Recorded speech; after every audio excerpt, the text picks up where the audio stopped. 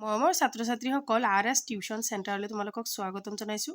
আজি আমি তোমালোকৰ লগত আলোচনা কৰিম উচ্চতৰ মাধ্যমিক দ্বিতীয় বাৰ্ষিকৰ বাবে যিখন অসমীয়া আছে সাহিত্য সৌৰভ।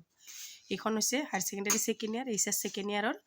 গতিকে তোমালোকক মই প্ৰথমৰ পৰা শেষলৈ আটাইবোৰ লেচনৰ কুৱেশ্যন এনচাৰ ধুনীয়াকৈ আলোচনা কৰি দিম। লগতে পাঠৰ ভিতৰুৱা যিখিনি কুৱেশ্যন এনচাৰ আছে সেইখিনি মই ওচৰৰ চুবুৰীয়াৰ পৰা এখন কিতাপ আনিছোঁ। চোৱা ইমান লেতেৰা কৰি থৈছে।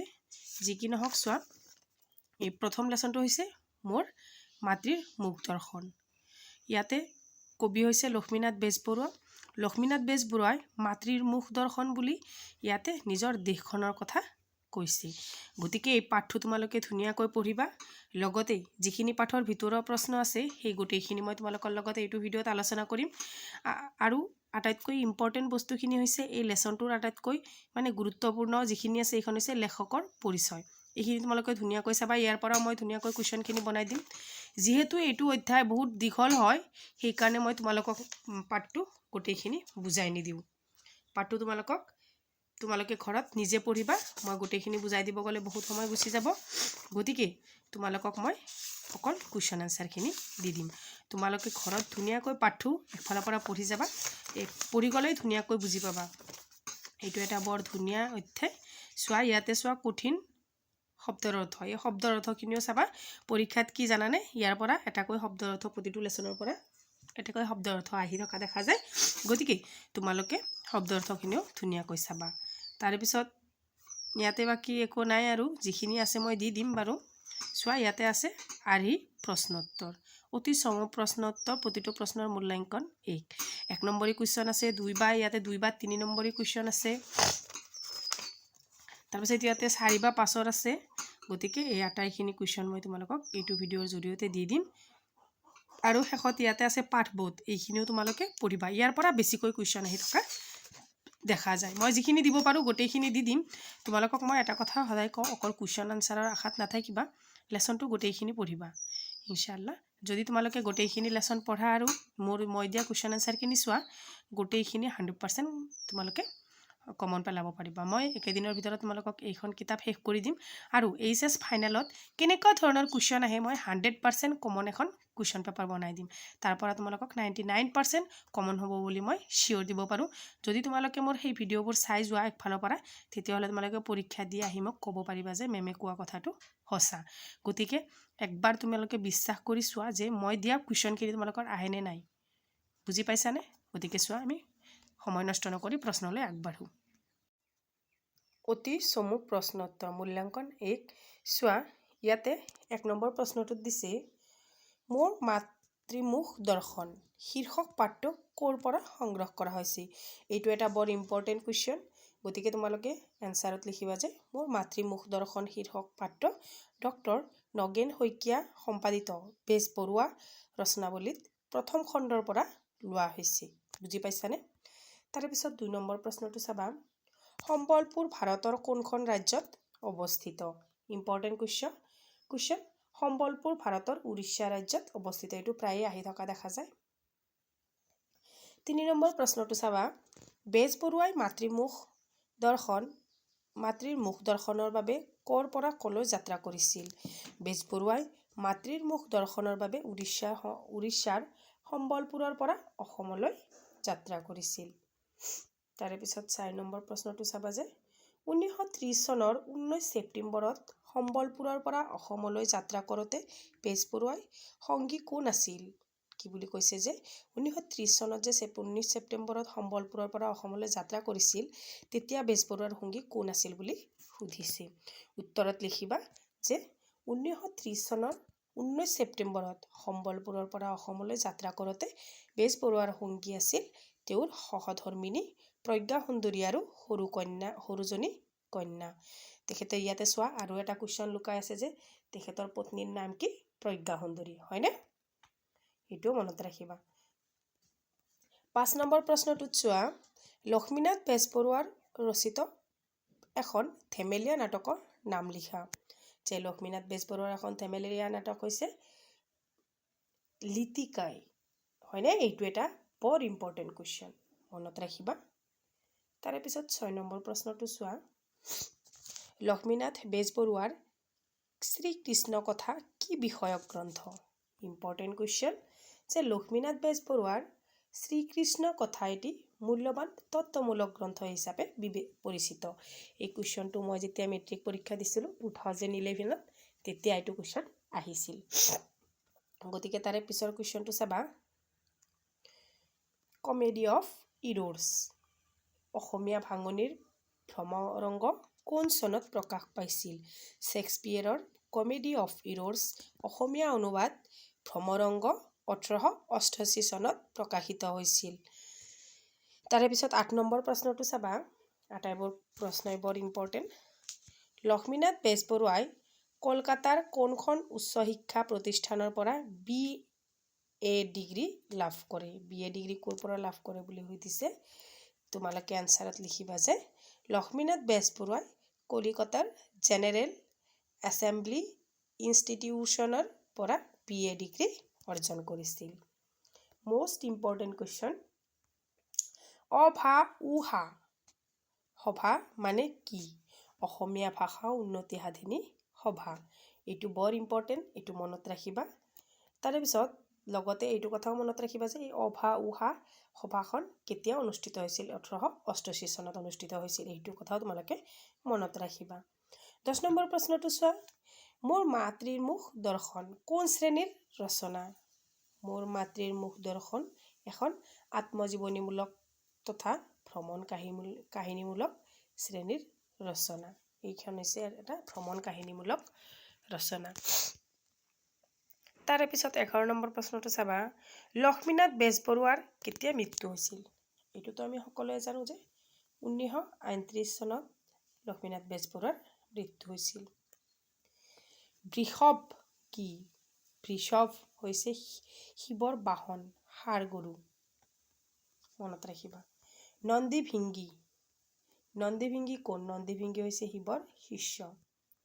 লক্ষ্মীনাথ বেজবৰুৱাৰ কবিতা পুথিখনৰ নাম কি? কদমকলি। একমাত্ৰ কবিতা পুথি আছিল লক্ষ্মীনাথ বেজবৰুৱাৰ, সেইখন হৈছে কদমকলি। আকৌ লক্ষ্মীনাথ বেজবৰুৱাৰ এখন উপন্যাস হৈছে, একমাত্ৰ উপন্যাসখন হৈছে পদুম কুঁৱৰী। মনত ৰাখিবা, কবিতা পুথিখন হৈছে কদমকলি আৰু উপন্যাসখন হৈছে পদুম কুঁৱৰী। এতিয়া আহিছে আমাৰ 2 নম্বৰ বা 3 নম্বৰী কুৱেশ্যন, মোৰ মাতৃমুখ দৰ্শন শীৰ্ষক প্ৰাৰ্থী নামাকৰণৰ তাৎপৰ্য ব্যাখ্যা কৰা। কৰ্মসূত্ৰে উৰিষ্যাৰ সম্বলপুৰত থাকিবলৈ যোৱা সাহিত্যৰথী লক্ষ্মীনাথ বেজবৰুৱাই কৰ্মব্যস্ততাৰ বাবে দীৰ্ঘদিন ধৰি মাতৃভূমি অসমৰ পৰা আঁতৰি থাকিবলগীয়া হৈছিল। প্ৰায় 1.5 বছৰৰ পিছত মাতৃভূমি অসমলৈ অহাৰ কথাটো তেওঁ মাতৃৰ মুখ দৰ্শনৰ লগত মিলাইছিল বা ৰিজাইছিল। সেয়েহে পাঠটিৰ নাম মোৰ মাতৃৰ মুখ দৰ্শন দিয়া হৈছিল। তাৰে পিছৰ প্ৰশ্নটো চোৱা, মোৰ মাতৃৰ মুখ দৰ্শন শীৰ্ষটিত মাতৃ শব্দৰে কি বুজোৱা হৈছে? কিমান বছৰৰ পিছত লেখকৰ মাতৃৰ মুখ দৰ্শন হৈছিল? মোৰ মাতৃৰ মুখ দৰ্শন শীৰ্ষক প্ৰাৰ্থী মাতৃ শব্দৰে লেখকে নিজৰ মাতৃভূমিৰ অসমখনক বুজাইছিল। মই এইটো অধ্যায় আৰম্ভ কৰাৰ সময়তে মই কৈছোঁ যে মাতৃ শব্দটোৰ জৰিয়তে ইয়াতে কবিয়ে লিখক লক্ষ্মীনাথ বেজবৰুৱাই নিজৰ দেশখনক মাতৃভূমিৰ কথা কৈছিল। প্ৰায় 1.5 বছৰ পাছত 1930 চনত 19 ছেপ্টেম্বৰত সম্বলপুৰৰ পৰা যাত্ৰা আৰম্ভ কৰি তেওঁ 22 ছেপ্টেম্বৰত অসমলৈ আগমন কৰে, যাক তেওঁ নিজৰ মাতৃমুখ দৰ্শন বুলি অভিহিত কৰিছে। লক্ষ্মীনাথ বেজবৰুৱাক কটন কলেজৰ ছাত্ৰসকলে কিদৰে অভিনন্দন জনাইছিল? গুৱাহাটীত অহাৰ পিছত কটন কলেজৰ ছাত্ৰসকলে গধূলি সভা পাতি বেজবৰুৱাক নিমন্ত্ৰণ কৰিছিল আৰু সভাত তেওঁলোকৰ একোজনে শুৱলাকৈ ইংৰাজী আৰু অসমীয়াৰ ভাষণ দিছিল। কোনোৱে সুললিত কণ্ঠৰে গীত গাইছিল আৰু কোনোৱে বিবাহৰ ওজাপুলি গাই লেখকক আহ্লাদিত কৰিছিল। এনেদৰেই ছাত্ৰসকলে লেখকক অভিনন্দন জনাইছিল। তাৰে পিছত 4 নম্বৰ প্ৰশ্নটো চাবা, মোৰ মাতৃৰ মুখ দৰ্শনৰ লেখকে উল্লেখ কৰা মাজীও আৰু জ্ঞান কোন আছিল? মোৰ মাতৃৰ মুখ দৰ্শনৰ লেখকে উল্লেখ কৰা মাজীও আছিল কবি আৰু বিখ্যাত চাহ খেতিয়ক সদাগৰ চন্দ্ৰ কুমাৰ আগৰৱালা আৰু জ্ঞান আছিল আৰ্ল ল' কলেজৰ principal J Barua barrister at লৰ।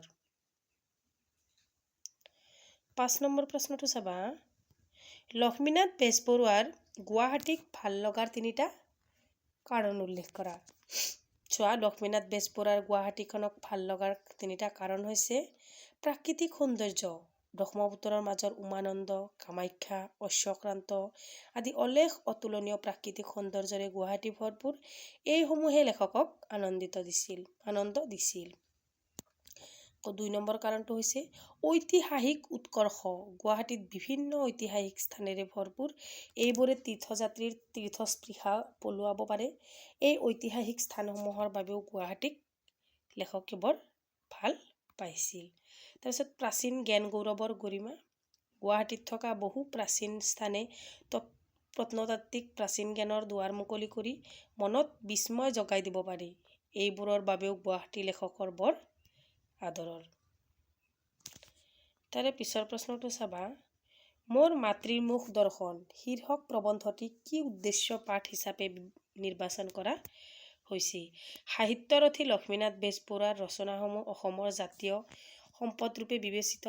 তেওঁৰ আত্মজীৱনী মোৰ জীৱন সোঁৱৰণত নিজৰ জীৱনৰ কথা প্ৰকাশ কৰাৰ লগতে তেওঁ আলোচনীসমূহৰ আত্মজীৱনীমূলক প্ৰবন্ধ আৰু ভ্ৰমণ কাহিনীও লিখিছিল। বেজবৰুৱাৰ সাহিত্যত থকা সৌন্দৰ্যবোধ, চিন্তনশীলতা আৰু সুন্দৰ কথনশৈলী পাঠকক আকৰ্ষণ কৰে।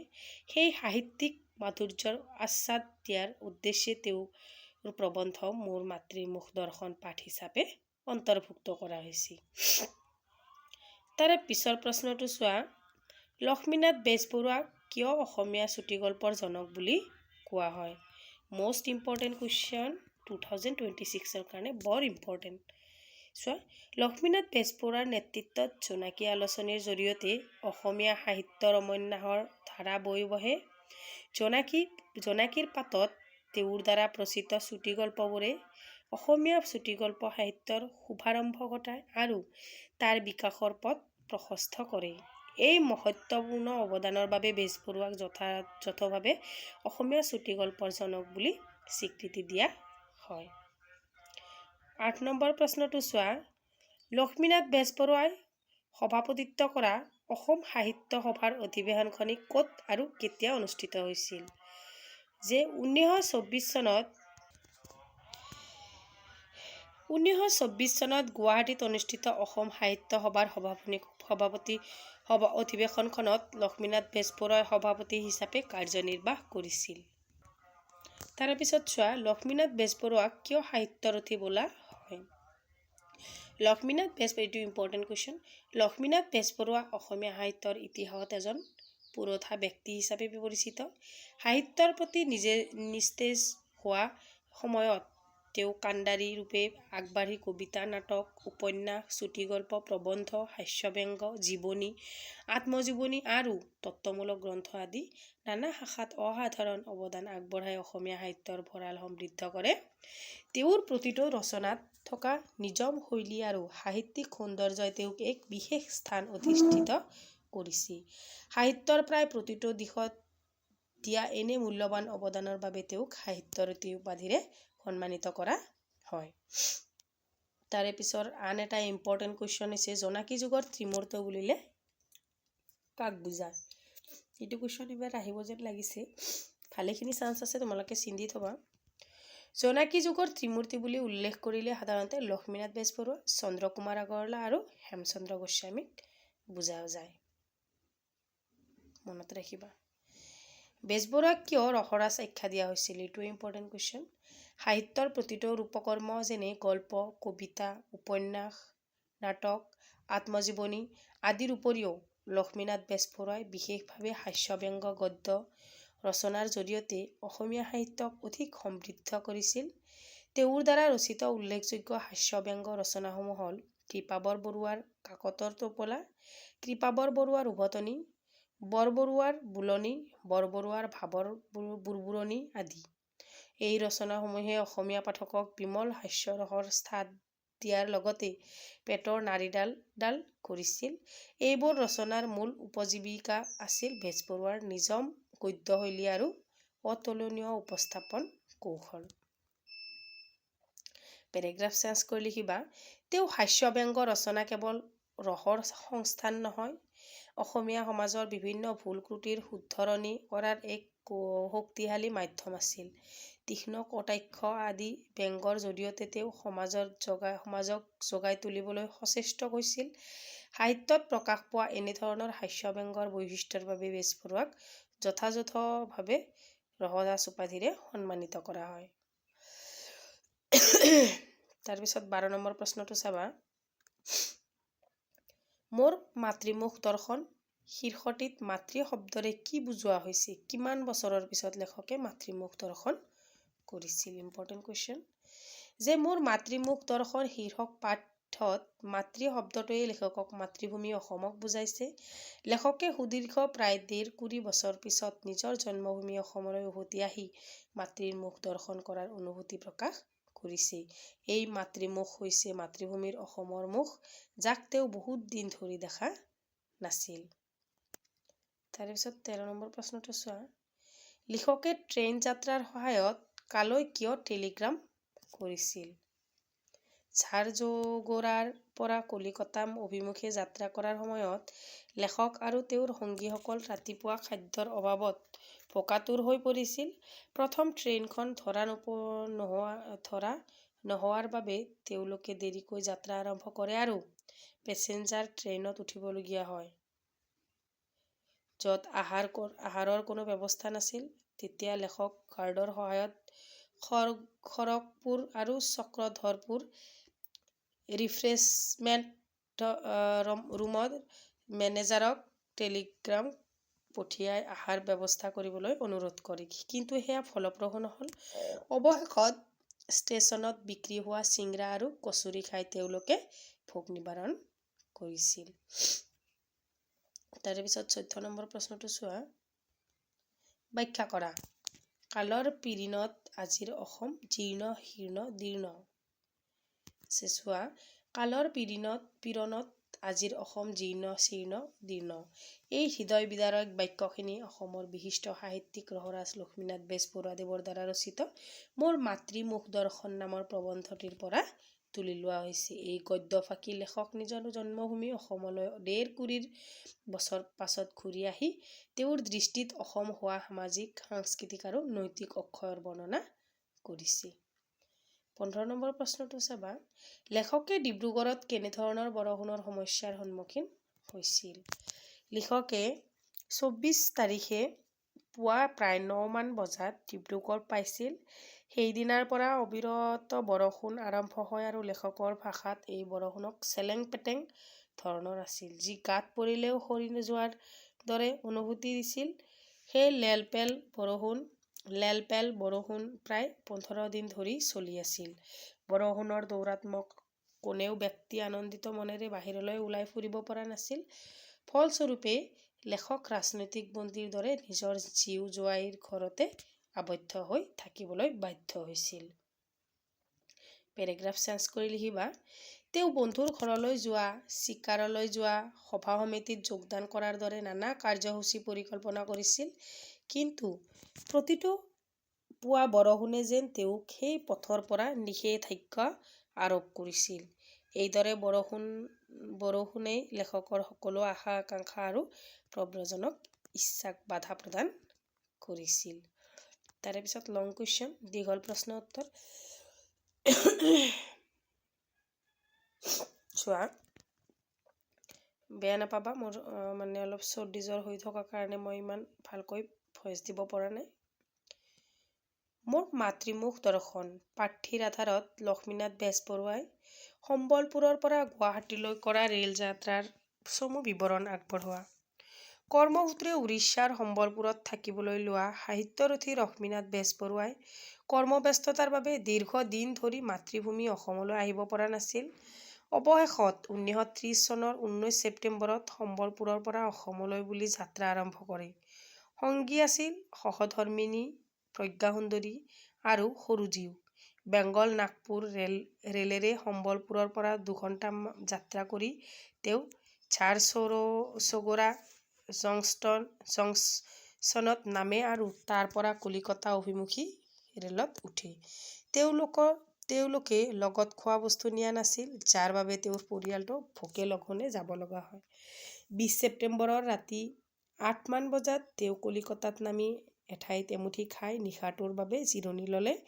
কলিকতাৰ পৰা অসম অভিমুখে যাত্ৰা আকৌ গাড়ীখনত অত্যাধিক যাত্ৰী উঠিব লেখক পৰিয়ালক যথেষ্ট আহুকালত পেলালে। 21 ছেপ্টেম্বৰত লেখকৰ পৰিয়ালে শিয়ালদাহ ষ্টেচন এৰি 22 ছেপ্টেম্বৰত গুৱাহাটীত উপস্থিত হলহি। তাৰে পিছৰ প্ৰশ্নটো চাবা, মোৰ মাতৃৰ মুখ দৰ্শন পাঠটিত লেখকে উল্লেখ কৰা মহাদেৱৰ কৃষিকৰ্মৰ কাহিনীটো তোমাৰ নিজৰ ভাষাত লিখা। মহাদেৱে কাম বন নকৰি ভাং ধতুৱাই খাই ঘৰতে বহি থকা দেখি এদিন পাৰ্বতীয়ে ককৰ্থনা কৰিলে, ঘৰতে বিষপটো আছে, ঘাঁহ পানী খাই নদকাটো হৈছে, তাৰেই হাল বাই খেতি বাতি কৰি ধান ঘৰতে বিষপটো আছে, ঘাঁহ পানী খাই নদকাটো হৈছে, তাৰেই হাল বাই খেতি বাতি কৰি ধান এগালমান আৰ্জিব পাৰে বুলি ধিক্কাৰ দিলে। পাৰ্বতীৰ কথা শুনি মহাদেৱৰ বৰ বেজাৰ লাগিল। লগে লগে খেতি কৰিবলৈ যাবলৈ দৃঢ় সংকল্প ল'লে আৰু বৃষভৰ ওপৰত উঠি পথাৰলৈ গ'ল। কৃষিকৰ্ম আৰম্ভ হ'ল। কিছুদিনৰ ভিতৰত খেতি কৰি গোটেইখন উভয় নদী কৰি পেলালে। খোৱা খোৱা গুচিল, ঘৰলৈ আহিবই এৰিলে।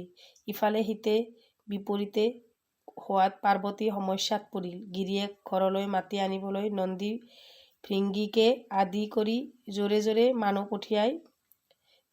পঠিয়াবলৈ ধৰিলে, পিছে কামত নাহিল। এইবাৰ নাৰদক ৰিপুৱা ধৰিলে। নাৰদে মহাদেৱক ঘৰলৈ আহিবলৈ খাটনি ধৰিলে। কাৰো কথা নুশুনি মহাদেৱে নাৰদৰ খাটনিকো কাণ নকৰিলে। অনেক ভাবি পাৰ্বতীয়ে এইবাৰ অসংখ্য মহ দাহ চেৰেপা সৃষ্টি কৰি মহাদেৱক আমনি কৰিবলৈ পঠাই দিলে। একো কামত নাহিল। অৱশেষত হাহা আৰু হুহু নামৰ দুটা মানস পুত্ৰ সৃষ্টি কৰি পঠিয়াই দিয়াত মহাদেৱৰ সমস্ত খেতি পুৰি ধ্বংস কৰিলে।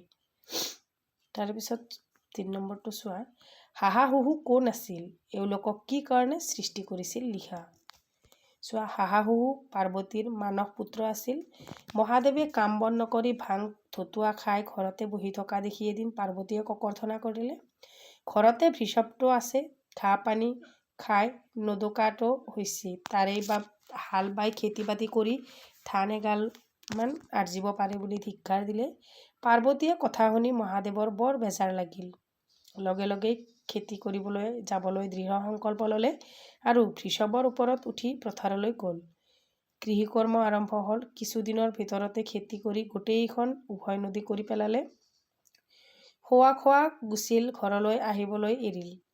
ইফালে হিতে বিপৰীতে হোৱাতো পাৰ্বতীৰ সমস্যাত পৰিল।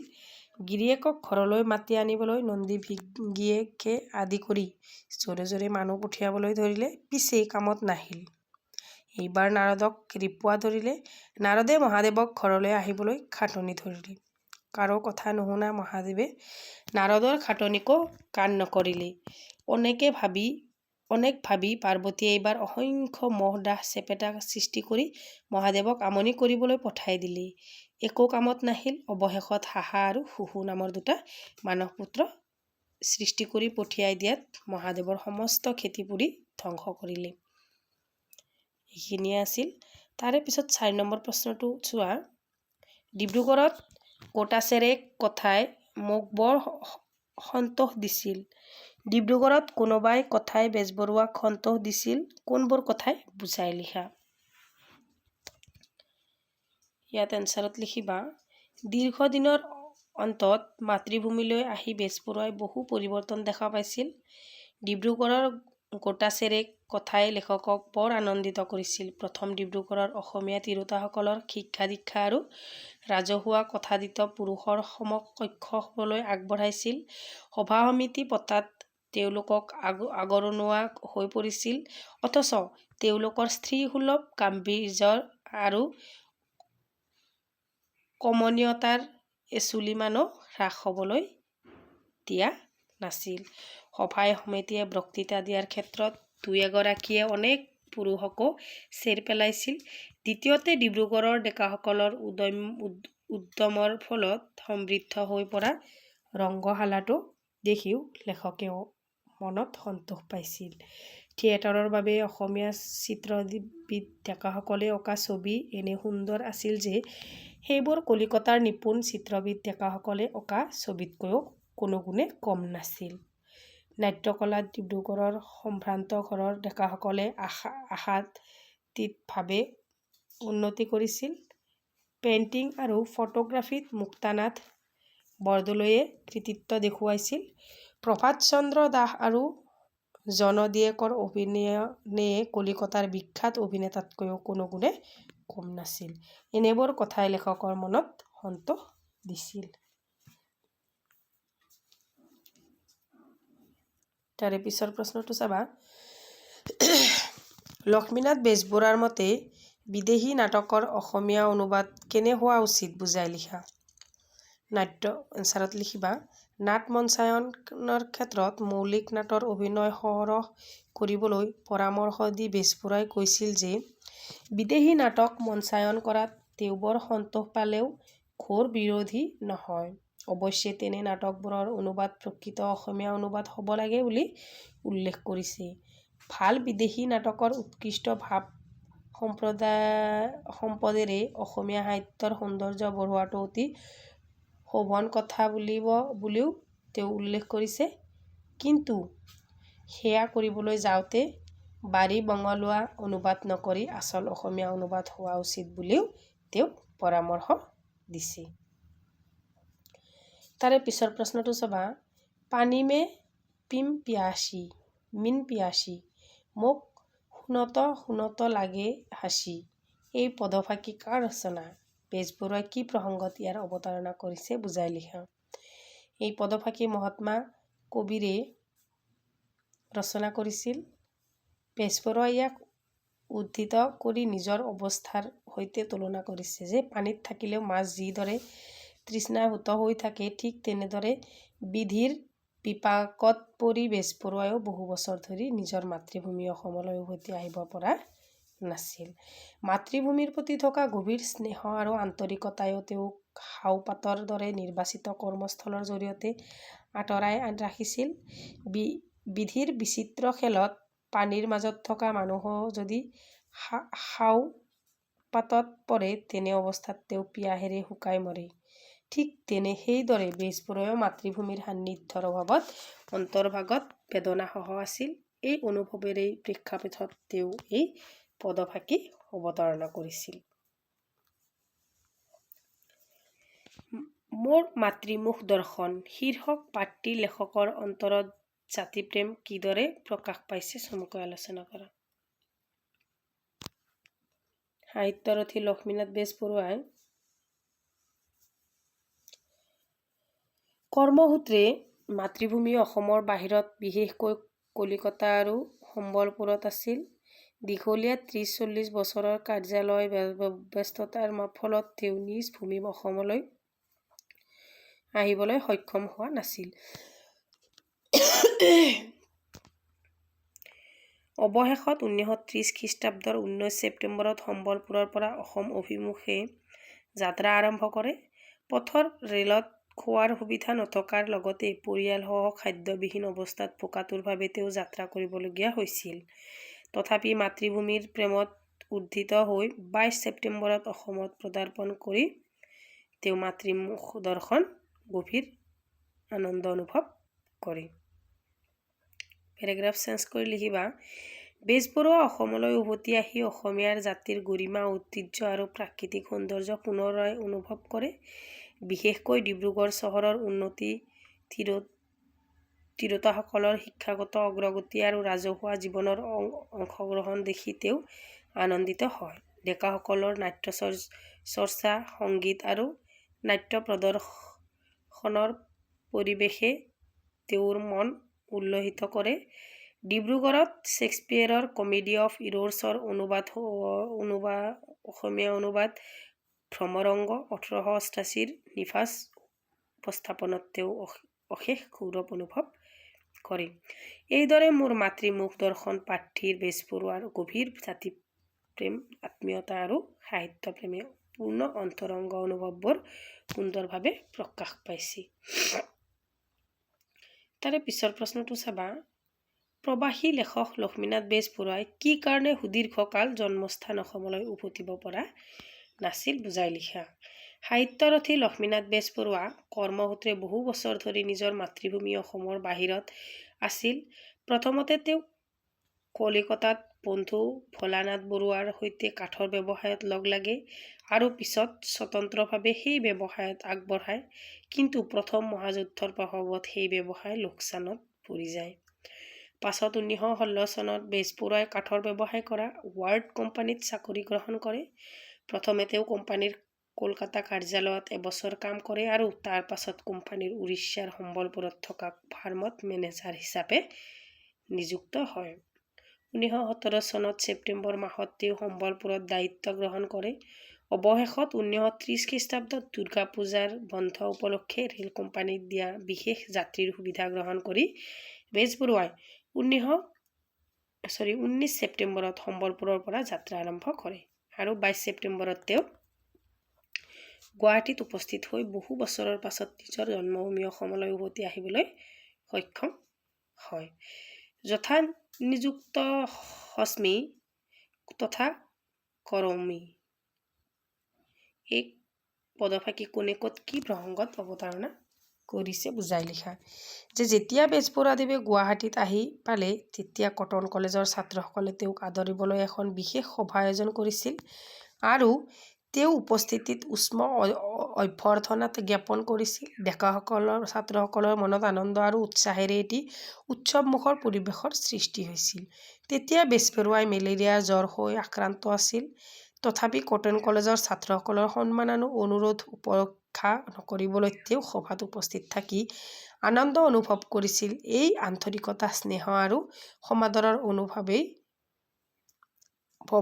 প্ৰেক্ষাপটত তেওঁ মোৰ মাতৃমুখ দৰ্শন পাঠৰ মহাত্মা কবিৰ সেই বিখ্যাত কবিতাফাকি অৱতাৰণা কৰিছিল।